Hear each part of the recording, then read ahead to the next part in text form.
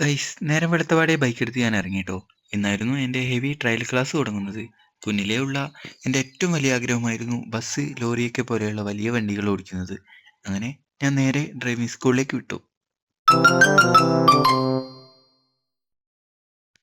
അങ്ങനെ ഞങ്ങളെല്ലാവരും ആകാംക്ഷയോടെ ബസ്സിൽ കയറിയിരുന്നു ട്ടോ. ഇങ്ങനെ ഒരു വീഡിയോ എടുക്കേണ്ടത് കൊണ്ട് തന്നെ ഫസ്റ്റത്തെ ചാൻസ് ആശാന്റടുത്ത് ഞാൻ ചോദിച്ചു വാങ്ങുമായിരുന്നു. അങ്ങനെ ബസ് പതിയെ മുന്നോട്ടെടുത്തു. എൻ്റെ കഷ്ടകാലത്തിന് റോഡിൽ നല്ല തിരക്കായിരുന്നു. എന്നാലും വലിയ ബുദ്ധിമുട്ടൊന്നുമില്ലാതെ ഞാൻ മുന്നോട്ടെടുത്തു.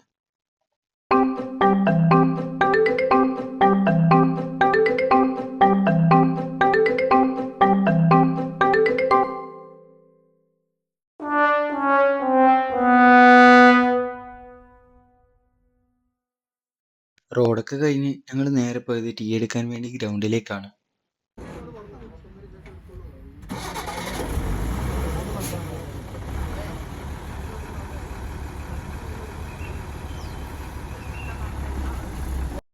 അവിടുത്തെ ടാസ്ക് അത്ര എളുപ്പമായിരുന്നില്ല.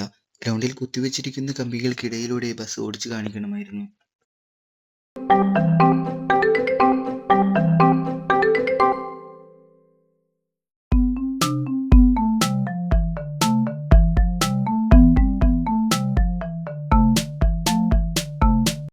ആദ്യത്തെ അറ്റംപ്റ്റ് നൈസായിട്ട് പാളിയെങ്കിലും പിന്നീടുള്ളത് അടിപൊളിയായിട്ട് ചെയ്യാൻ കഴിഞ്ഞു.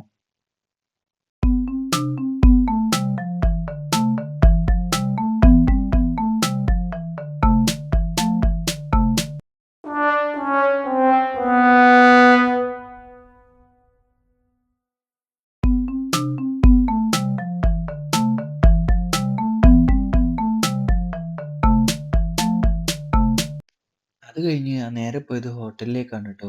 അവിടെ ചെന്നപാടെ ഫുഡ് ഓർഡർ ചെയ്തു. അപ്പോൾ തന്നെ വെയിറ്റർ എനിക്കാവശ്യമായ പ്ലേറ്റ്, വെള്ളം, മയോണൈസ് മുതലായവയെല്ലാം കൊണ്ടുവച്ചു. എന്നിട്ടും സമയം കുറേ കഴിഞ്ഞിട്ടും ഫുഡ് വരാത്തതുകൊണ്ട് തന്നെ ഞാൻ അടുത്തു കണ്ട മനോഹരമായ കുളത്തിൻ്റെ ഭംഗി ആസ്വദിക്കുകയായിരുന്നു ട്ടോ. കുറച്ച് കഴിയുമ്പോഴത്തേക്ക് ഞങ്ങളുടെ ഫുഡ് വന്നു. പിന്നെ ഒന്നും പറയണ്ടല്ലോ, അവിടെ ഒരു മത്സരം തന്നെയായിരുന്നു. അങ്ങനെ കഴിക്കാൻ തുടങ്ങിയപ്പോഴാണ് അവിടെ ഒരു രസകരമായ പോസ്റ്റർ കണ്ടത്. എനിക്കും നിനക്കും ഭക്ഷണം തരുന്നത് ദൈവമാണ്. പണമില്ലാത്തതിൻ്റെ പേരിൽ നീയോ നിന്റെ കുടുംബമോ പട്ടിണി കിടക്കാൻ പാടില്ല. ഭക്ഷണം കഴിക്കാൻ പണമില്ലെങ്കിൽ ക്യാഷ്യറെ അറിയിച്ച് ഭക്ഷണം കഴിച്ചു പോകുക. ഇതൊക്കെ കണ്ടപ്പോൾ എനിക്ക് ആ ഹോട്ടൽ ഉടമയോട് അഭിമാനം തോന്നി. ഇപ്പോഴും നല്ല മനുഷ്യർ ജീവിക്കുന്നുണ്ടല്ലോ എന്നോർത്ത് വളരെയധികം സന്തോഷം തോന്നി.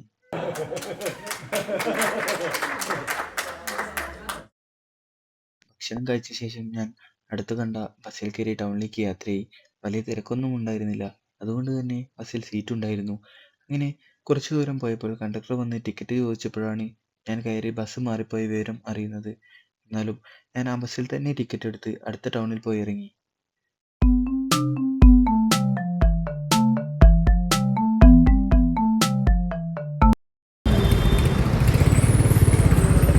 ഇറങ്ങിയപാടെ മറ്റൊരു ബസ് കിട്ടി. അത് ശ്രദ്ധാപൂർവം വായിച്ചു നോക്കിയിട്ട് അതിൽ കയറി. അതിലാണെങ്കിൽ നല്ല തിരക്കുണ്ടായിരുന്നു. വീഡിയോ ഒന്നും എടുക്കാൻ സാധിച്ചിരുന്നില്ല. ശേഷം ടൗണിൽ പോയി എൻ്റെ ബൈക്ക് എടുത്ത് നേരെ വീട്ടിലേക്ക്.